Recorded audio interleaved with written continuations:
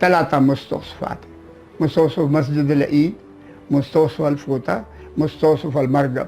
ما في إلا 3 مستوصفات في الرياض، وواحد منهم كان مدير أنا. شارع مطار، شارع مطار،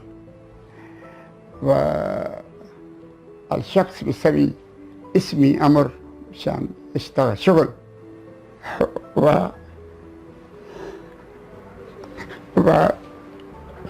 قلت أنا أحسن من أعلم، أنا عندي شغل بمكة، بعدها أنا عدت الشغل والحمد لله.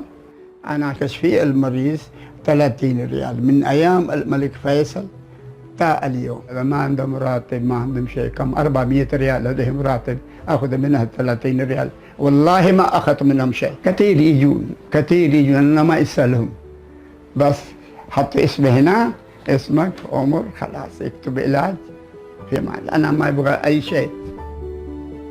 يخدم المملكة على أفضل فرصة في حياتي، وتموت إن شاء الله يخدم البلد، بلاد الخير، بلاد الرحمة، بلاد العدالة.